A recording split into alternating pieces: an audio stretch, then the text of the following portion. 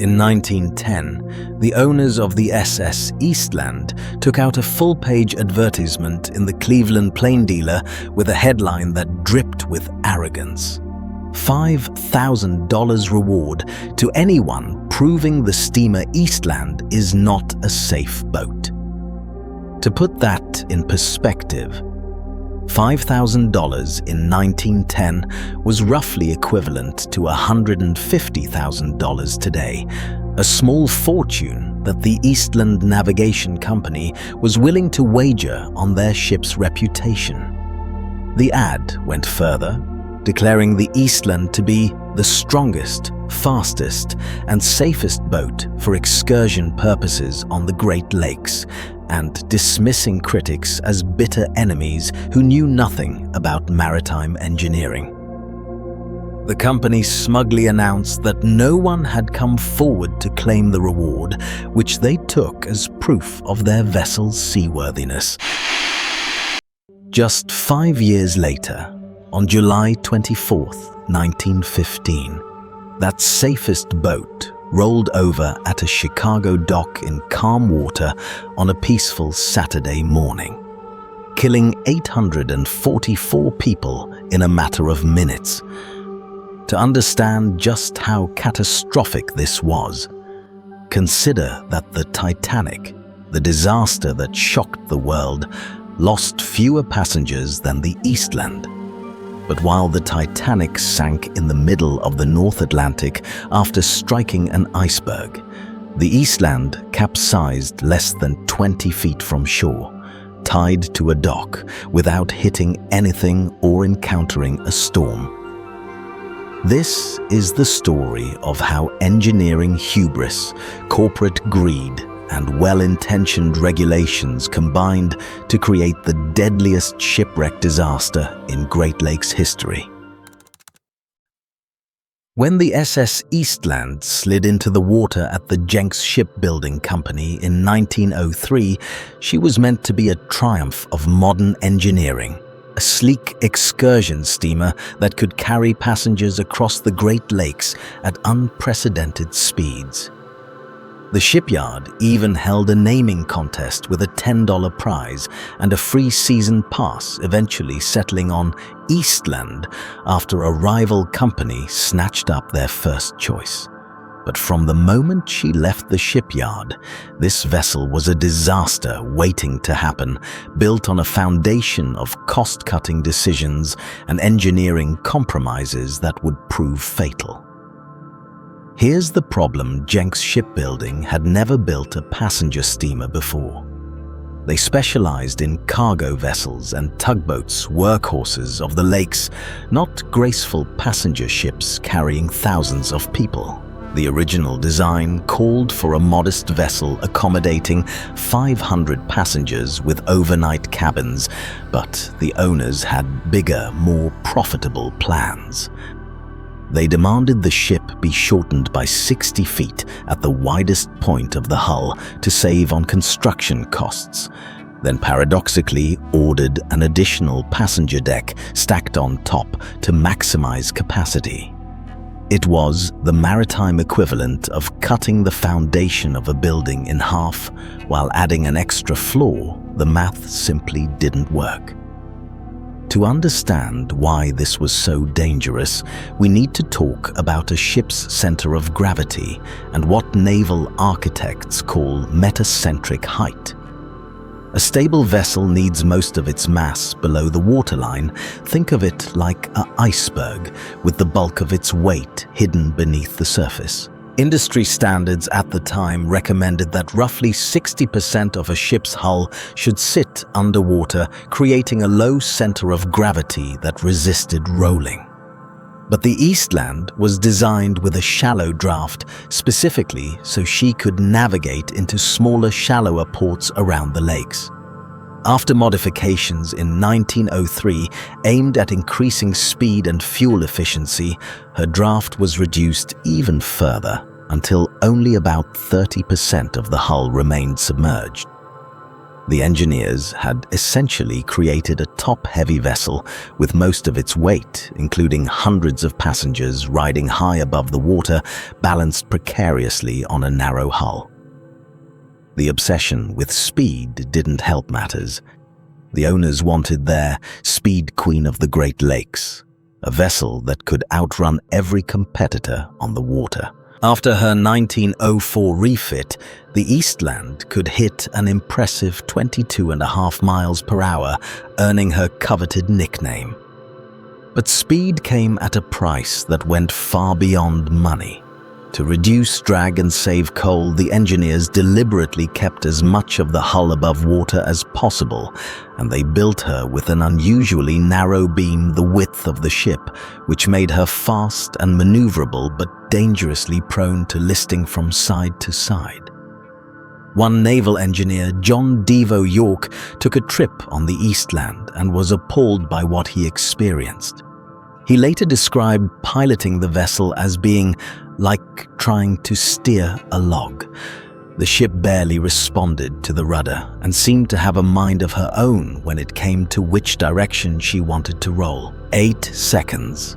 But the most damning detail was this. After all those structural modifications, the shortened hull, the added decks, the reduced draft, no one bothered to conduct new stability tests. The inclining test, a standard procedure where engineers deliberately tilt a ship to measure its righting moment and calculate its metacentric height, was simply never performed after the redesign. The Eastland earned another nickname among sailors and crew: cranky. In maritime terminology, a cranky vessel is one that's inherently unstable, prone to sudden and unpredictable rolling. From her earliest days in service, the Eastland had a disturbing habit of listing heavily whenever passengers boarded or when she pulled in and out of harbor. 6 seconds. To compensate, the crew relied on a ballast system, 10 tanks total, 5 on each side of the ship, designed to be filled or emptied with water to counterbalance the vessel's tendency to tip. But even this system was poorly designed. The tanks ran from the center line of the ship all the way out to the hull, which meant that when they were only partially filled, water could slosh freely from side to side, actually amplifying the rolling motion rather than dampening it. Managing the Eastland's ballast became a never-ending shell game for the engineering crew. They were constantly pumping water in and out of different tanks, trying to keep the ship level as passengers moved around the decks, as coal was consumed from the bunkers, as cargo was loaded and unloaded. It was exhausting technical work that required constant vigilance. And over the 12 years the ship operated, the crew became so accustomed to this precarious balancing act that they stopped seeing it as the emergency it actually was. The passengers, ironically, seemed to find the whole thing entertaining. When the Eastland would list as she approached the dock, passengers would crowd to the railings and cheer, shouting "Ooh" and "Ah," like they were on an amusement park ride. They had no idea they were standing on what amounted to a death trap, a vessel that was one bad decision away from capsizing. And there were warning signs, incidents that should have forced a complete overhaul of the ship or grounded her permanently. 8 seconds on July 17, 1904. Just a year after she entered service, the Eastland was returning from South Haven to Chicago, carrying roughly 3,000 passengers on a sweltering summer day. People packed the upper decks, trying to catch a breeze, and the combination of their weight aloft, uneven coal distribution in the bunkers, and improper ballast management caused the ship to suddenly lurch 15 degrees to port. Panic erupted as passengers scrambled for life jackets, and then the ship rolled violently in the opposite direction, heeling 25 degrees to starboard, close enough to capsizing that water nearly poured over the railings. The crew managed to restore stability, but only by doing something almost unthinkable. They turned fire hoses on their own passengers, threatening them and forcing them to move down to the lower decks to bring the center of gravity back under control. You'd think an incident like that, a near capsizing with 3,000 people aboard, would have triggered immediate investigations and mandatory safety improvements. Instead, the Eastland kept sailing. She changed owners, got passed around like a used car no one really wanted, but everyone hoped to profit from. In 1912, while operating out of Cleveland under new management, she experienced another severe list of about 25 degrees while boarding passengers. The response this time was to strip off the remaining cabins and cut down the smokestacks to reduce top-weight superficial fixes that didn't address the fundamental design flaws. And when critics continued to raise safety concerns, the company's answer was that arrogant, full-page ad offering $5,000 to anyone who could prove the ship was unsafe. By 1915, the Eastland had been operating for 12 years, listing and rolling her way through countless excursions, while her crew played their daily game of ballast management. Captain Harry Pedersen and his officers had seen the ship lean so many times that they'd become dangerously complacent, treating each incident as just another routine inconvenience rather than a warning that their vessel was fundamentally unseaworthy. They had no way of knowing that their luck was about to run out on a peaceful Saturday morning in Chicago, when all those accumulated engineering failures and ignored warning signs would finally converge into the deadliest disaster in Great Lakes history. On April 15, 1912, the Titanic struck an iceberg in the North Atlantic and sank with catastrophic loss of life, in large part because there weren't nearly enough lifeboats for everyone aboard. The tragedy shocked the world and sparked immediate calls for stricter maritime safety regulations. Within a year, President Woodrow Wilson signed the Seamen's Act into law, a sweeping piece of legislation that mandated, among other things, that every passenger vessel must carry enough lifeboats and life rafts to accommodate 100% of the souls on board. On paper, this seemed like common sense. Of course, ships should have enough lifeboats. But the law was written with ocean liners like the Titanic in mind, massive vessels designed for deep-water voyages across the Atlantic. Nobody in Congress apparently stopped to consider how these regulations might affect the very different engineering requirements of shallow draft lake steamers like the Eastland, which were already operating with fundamentally different stability parameters. The requirement to add lifeboats might have saved lives on an ocean liner, but on the Eastland, it was about to become a death sentence. To comply with the new federal regulations, the ship's owners had to install additional lifeboats and heavy steel life rafts on the uppermost deck, the weather deck, which was already the highest point on the vessel. We're talking about tons of additional weight being added to a ship that was already dangerously top-heavy, a vessel whose center of gravity was already precariously high above the waterline. 6 seconds. It was the engineering equivalent of stacking bricks on top of a wobbling tower and hoping it wouldn't fall over. Some people saw the disaster coming and tried to sound the alarm. A.A. Shantz, an experienced waterway transportation manager, actually testified before Congress, warning them in the strongest possible terms that applying ocean liner regulations to lake steamers would be catastrophic. He specifically mentioned the Eastland by name, predicting that if they forced the ship to carry a full complement of lifeboats while maintaining maximum passenger capacity, she would turn over like a turtle. His testimony was detailed, technical, and prophetic. It was also completely ignored.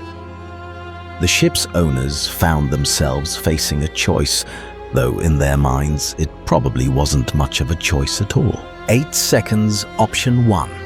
They could reduce passenger capacity to compensate for the additional weight of the lifeboats, which would maintain safety margins but slash their revenue from lucrative charter excursions. Option 2, they could install the required lifeboats, keep the passenger capacity at its maximum of 2,570 people, and maximize profits from those big corporate outings that filled their coffers. The St. Joseph Chicago Steamship Company chose option 2 without hesitation. After all, the Eastland had been listing and recovering for 12 years, what was a few more lifeboats? To make matters even worse, just months before the disaster, the owners decided to pour 20 tons of concrete onto the upper decks to repair rotting wooden floors.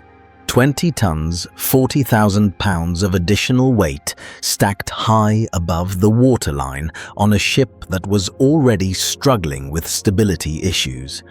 It's hard to overstate how reckless this was. They were essentially guaranteeing that the ship's metacentric height would drop even further into the danger zone, making capsizing not just possible, but increasingly probable. The final configuration of the Eastland in July 1915 was a floating catastrophe.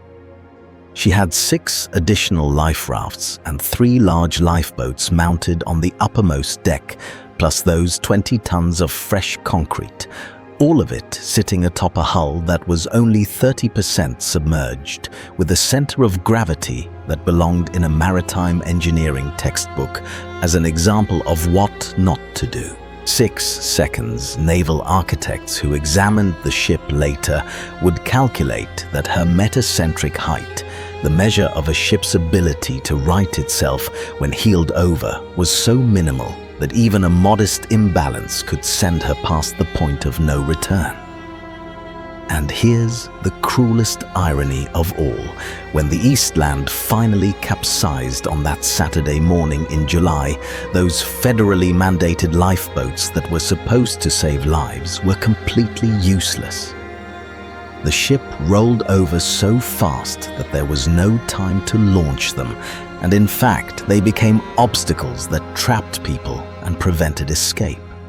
The very safety equipment that Congress had mandated the regulations born from the Titanic tragedy had helped create conditions for an even deadlier disaster.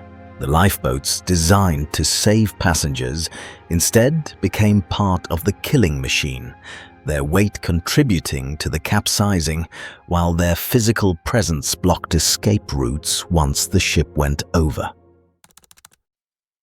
Saturday, July the 24th, 1915, started as a day of celebration for the workers of Western Electric's Hawthorne Works factory. This wasn't just any workplace.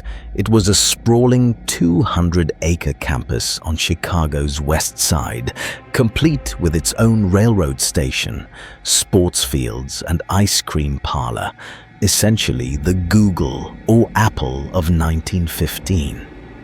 Over 7,000 employees and their families had purchased 75-cent tickets for the company's annual summer picnic to Michigan City, Indiana, where they'd spend the day playing games, racing bathtubs, and enjoying a rare day off from the factory floor. By 6:30 that morning, crowds were already gathering at the Clark Street dock on the Chicago River, families dressed in their Sunday best despite the light drizzle and overcast skies. Many of these workers were first- and second-generation immigrants from Poland and Bohemia, for whom this excursion represented one of the few affordable luxuries they could give their families. The Eastland was the first of 5 chartered steamers scheduled to depart that morning, and she sat at the dock with Bradfield's orchestra already playing lively ragtime tunes to welcome passengers aboard, including a waltz called On the Eastland Boat that served as the ship's unofficial theme song. The boarding proceeded at a breathtaking pace, approximately 50 people per minute streaming across the gangways onto the ship. Among them was Marianne Onstad, a Norwegian immigrant and daughter of a fisherman who had endured a harrowing 2-week Atlantic crossing to reach America. She had what you might call a sailor's intuition, an instinctive feel for how a vessel should sit in the water. The moment she stepped aboard the Eastland, she turned to her 13-year-old daughter Bobby and said quietly, "There are too many people on this boat." Something felt wrong to her, the way the deck shifted beneath her feet. But her brother-in-law Olaf had arranged this outing, and she didn't want to spoil everyone's fun. Against her better judgment, she led her children down to the lower decks to find seats away from the drizzle, a decision she would regret for the rest of her life. What Marianne Onstad sensed was already manifesting in dangerous ways. At 6:41 in the morning, barely a minute after boarding began, the Eastland started listing noticeably to starboard, the side away from the dock. Down in the engine room, 23-year-old Chief Engineer Joseph Eriksson noticed the tilt and began the familiar dance with the ballast tanks, pumping water from one side to the other to level the ship. But Eriksson was fighting a losing battle, and he didn't even know it. About 75% of the ship's coal supply had been loaded onto the port side, creating a massive weight imbalance. And when he pumped water into the port ballast tanks to correct the initial starboard list, he was actually making the fundamental problem worse. Up on the bridge, Captain Harry Pedersen sat in his cabin smoking a cigar, utterly unconcerned.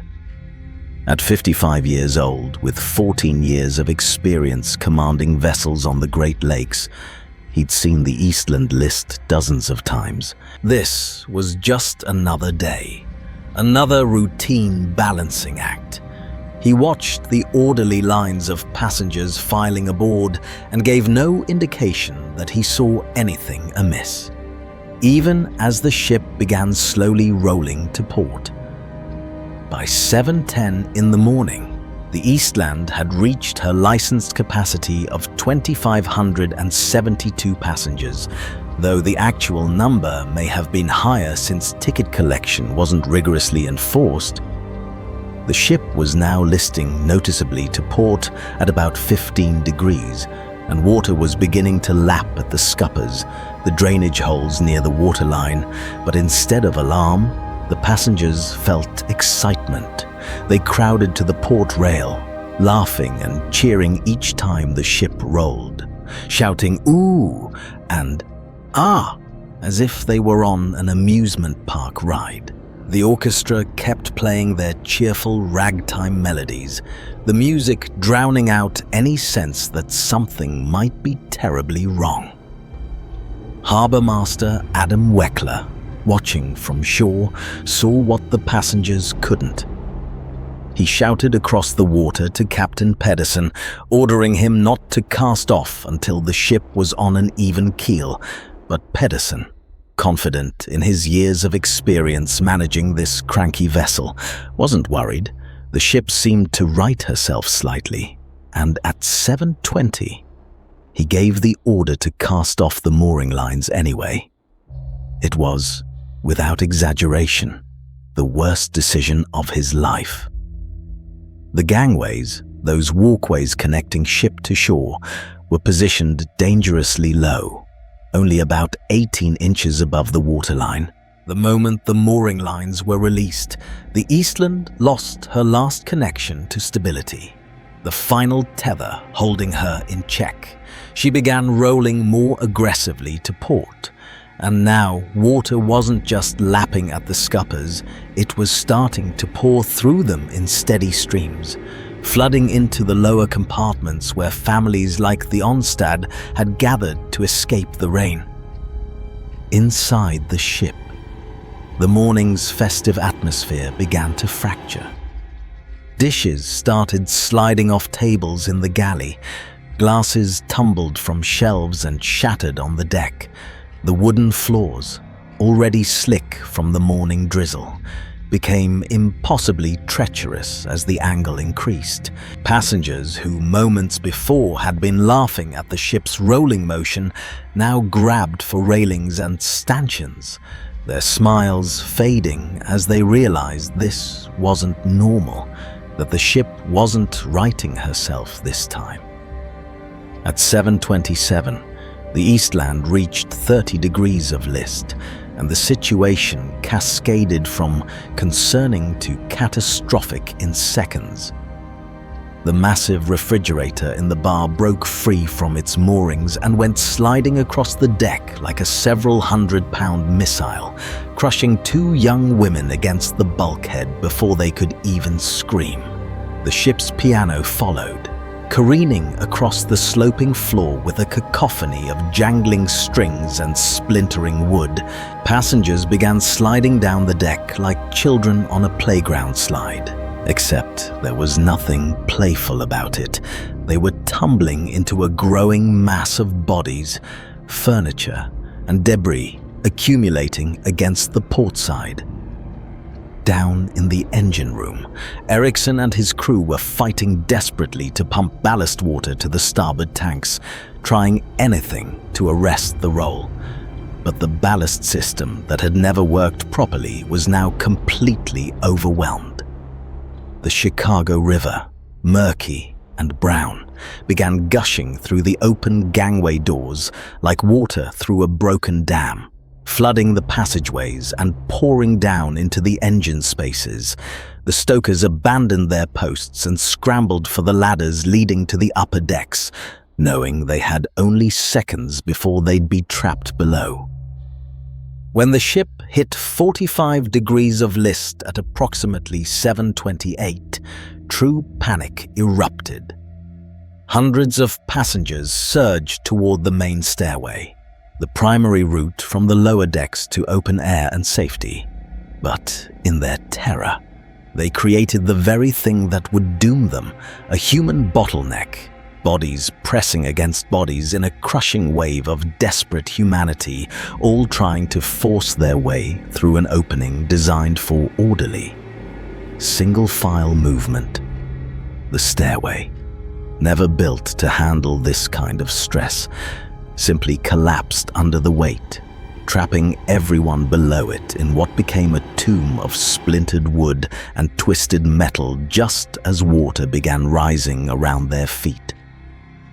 At 7:30 in the morning, in calm water, less than 20 feet from shore, with hundreds of people watching from the dock, the SS Eastland rolled completely over onto her port side and settled on the river bottom.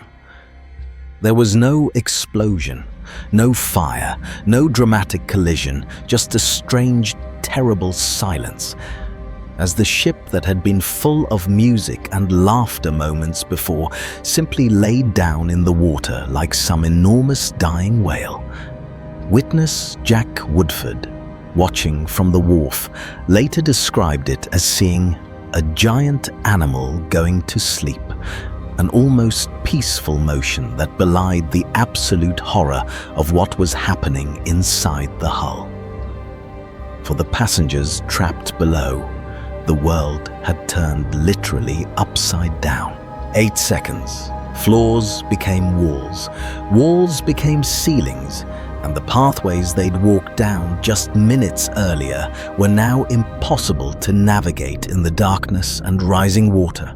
The ship lay on her side in only 20 feet of water, her starboard side exposed to the sky like the belly of a beached whale, so close to shore that rescuers could almost touch her. But for the 844 people who would die that morning, she might as well have sunk in the middle of the ocean.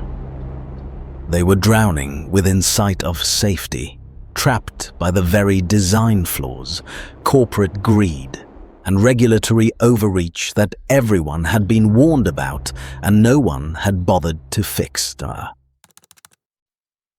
In the immediate aftermath of the capsizing, the Chicago River became a scene of chaos that witnesses would describe as being like something from Dante's Inferno. The Eastland lay on her side like a beached whale, her exposed starboard hull rising 20 feet above the water, so close to shore that rescuers could literally step from the dock onto the ship's hull. But that proximity to safety only made the horror worse. People were dying within arm's reach of rescue, trapped in compartments filling with the murky, oil-slicked water of the Chicago River. Among the first to respond was a teenager named Reggie Bowles, who'd been working on his motorcycle when he heard the commotion and ran to the waterfront. 8 seconds. Without hesitation, without any official authority or training, Bowles began diving into water that witnesses described as black as ink, thick with oil, sewage, and debris. The kind of water that would make you sick just from touching it, let alone swimming through it. But Reggie dove again and again into that toxic soup, disappearing into the submerged compartments of the overturned ship, feeling his way through darkness and floating wreckage to find victims and pull them to safety. Over the next several hours, Reggie Bowles would recover 40 bodies from inside the Eastland. One of the images that haunted him for the rest of his life was finding a mother at the bottom of the ship, her arms still wrapped tightly around her small child. Both of them drowned together in the darkness. When Reggie finally collapsed from exhaustion, showing signs of hypothermia and psychological shock, the police had to arrest him, not because he'd done anything wrong, but because it was the only way to force him to stop diving long enough to eat a hot meal and rest. The newspapers would nickname him the Human Frog, but that light-hearted moniker belied the trauma of what this teenage boy had witnessed and endured in those hours of desperate rescue work. Nearby, Olaf Ness, the same man who had brought his niece Bobby Onstad and her family to the excursion, was performing similar heroics. Even after his own family had been pulled from the water, Ness continued diving into the wreck, ultimately saving 27 people before he too collapsed from exhaustion. 6 seconds, he would later receive a Medal of Honor for his bravery, though like Bowles, he never really recovered from the memories of the bodies he couldn't save. Not all heroes survived their rescue attempts. Peter Boyle, a 26-year-old Irish immigrant working as a deckhand on the SS Petoskey moored nearby, didn't hesitate when he saw the disaster unfolding. As his crew lowered a lifeboat, Boyle spotted a woman struggling in the water and made a split-second decision. He jumped from the deck, a 15-foot drop. Before the lifeboat even touched the water, he never resurfaced. Whether he was knocked unconscious by the impact or dragged down by a panicking victim, we'll never know. But Peter Boyle became the only fatality of the Eastland disaster who wasn't a passenger or crew member of that cursed ship for a century. His family in Ireland believed he was simply another victim of the tragedy, until the Eastland Disaster Historical Society finally uncovered the truth and honored him as the hero he was. As rescue workers cut through the hull with acetylene torches and pulled survivors and bodies from the wreck, the question of leadership became unavoidable. Where was Captain Harry Pedersen? The answer was as infuriating as it was telling. When the ship rolled over, Pedersen had simply climbed up and over the railing onto the exposed hull, emerging completely dry, without so much as wet shoes. 6 seconds. While hundreds of his passengers drowned in the compartments below, The captain stood on the hull in pristine condition, and when rescue workers arrived with cutting equipment to open the hull and reach trapped victims, Pedersen actually tried to stop them, concerned about damaging the ship. Let that sink in for a moment. People were dying inside the hull, screaming for help that would never come, and the ship's captain was worried about property damage. One of the welders reportedly shoved Pedersen aside and snarled, "My orders are to save lives, not take care of your damn boat." The crowd of witnesses on shore grew so enraged that police had to arrest Pedersen and hustle him away. Not to charge him, but to protect him from being beaten or thrown into the river by the furious mob. The makeshift morgue set up at the 2nd Regiment Armory became a scene of overwhelming grief as families searched through rows of bodies for their loved ones. Helen Repa, a nurse employed by Western Electric, became the calm center of the medical chaos, organizing first aid stations and coordinating doctors and nurses performing emergency resuscitation attempts in the middle of screaming crowds. Her composure in the face of unimaginable horror likely saved dozens of lives that day. But the most heartbreaking story to emerge from the Armory morgue was that of a 7-year-old boy officially designated as victim number 396. As the days passed and families claimed their dead, one small body remained unclaimed, lying alone in the morgue while hundreds of others were identified and taken home for burial. 6 seconds. The police and morgue workers began referring to him tenderly as "little fella," this unknown child who had no one left to search for him. Eventually, a group of school children passing by the funeral home's window recognized their classmate, Willie Novotny, identifiable by the new suit he'd worn so proudly to the company picnic. His grandmother confirmed the identification, and the terrible truth became clear. Willie's entire family, his father James, mother Agnes, and sister Mamie, had all perished in the disaster. There had been no one left alive to search for the little boy because everyone who loved him was already dead. The mayor of Chicago attended Willie's funeral as a gesture of respect for all the innocent children lost that day. But no official ceremony could make sense of such complete devastation.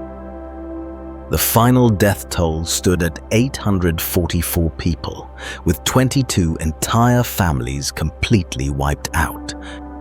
The Western Electric Company lost so many employees that entire departments ceased to function.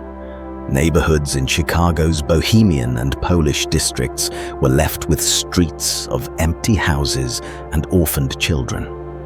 And through it all, the Eastland lay on her side in the Chicago River, a massive steel tombstone marking the spot where corporate greed, engineering hubris, and regulatory incompetence had combined to create the deadliest disaster in Great Lakes history. After the bodies were buried and the wreckage cleared from the Chicago River, the inevitable question arose: who would be held accountable for 844 deaths? The answer, as it turned out, was nobody who actually deserved it. The legal proceedings that followed the Eastland disaster became a masterclass in how wealthy corporations can escape responsibility for the consequences of their greed. Multiple lawsuits were filed, grand juries were convened, and investigations were conducted. But when the dust settled after years of litigation, Judge Clarence Sessions delivered a verdict that shocked the grieving families. The ship's owners and corporate executives bore no criminal responsibility because they had simply been following ordinary and reasonable business practices. 6 seconds. According to the court's logic, because the Eastland had operated for 12 years without capsizing, the owners had every right to trust in the vessel's safety.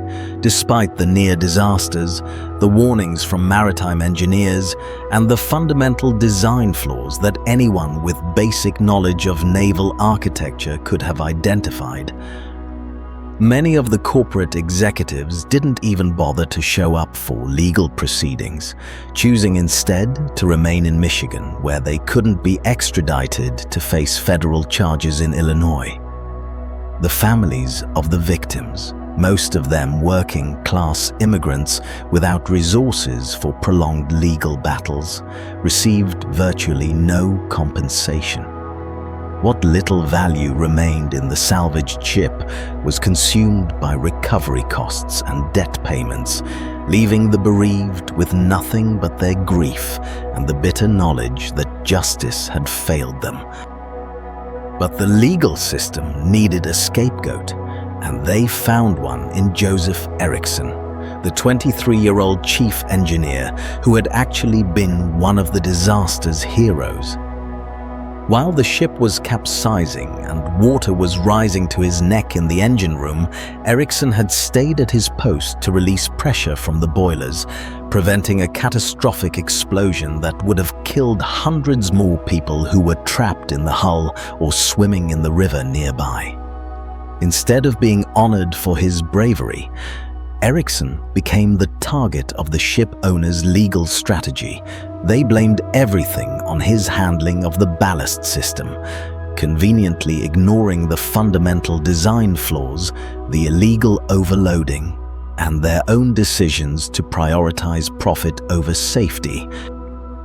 The stress of being made a public scapegoat for a disaster he didn't cause destroyed Erickson's health. He died in 1919 of heart failure, just 4 years after the tragedy, at the age of 27. But even death didn't end his persecution. In 1933 to 1935, courts officially ruled that Erickson's errors were the primary cause of the capsizing, permanently cementing his reputation as the man responsible for the Eastland disaster, while the actual culprits walked free. It's a pattern we've seen repeated throughout history. When corporations cause disasters, the consequences flow downward to the lowest-ranking person who can plausibly be blamed.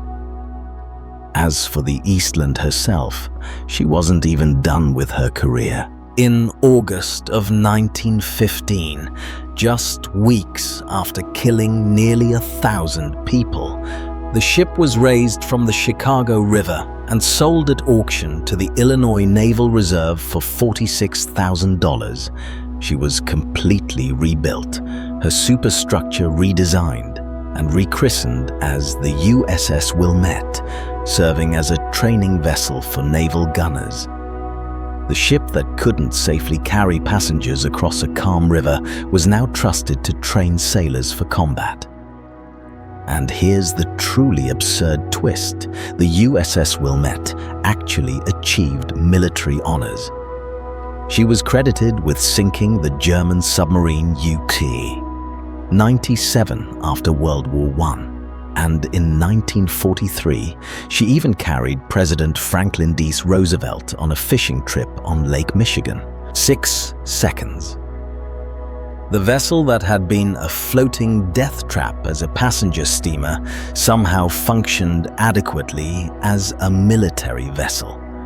Probably because the Navy actually bothered to properly calculate her stability and didn't overload her beyond safe limits in pursuit of profit.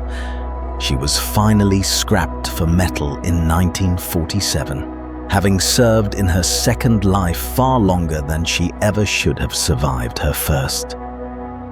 The Eastland disaster stands as a stark reminder that safety regulations written in blood are only effective if they're properly enforced and if the people implementing them understand the engineering principles involved. The Seamen's Act was passed with good intentions after the Titanic, but applying ocean liner requirements to lake steamers without considering their different stability characteristics helped create the conditions for an even deadlier tragedy. And when that tragedy occurred, the justice system protected the wealthy and powerful while sacrificing a working-class engineer who died trying to save lives. Some lessons, it seems, never get learned. We just keep rewriting the same story with different ships, different victims, and the same predictable outcome. Today, a small memorial plaque sits near the Chicago River, easy to miss among the modern buildings and bustling streets. 844 souls lost to corporate greed, engineering hubris, and the deadly assumption that profit matters more than lives. The Eastland disaster wasn't just a maritime accident, it was a choice made over and over again, by people who knew better and simply didn't care. Remember them.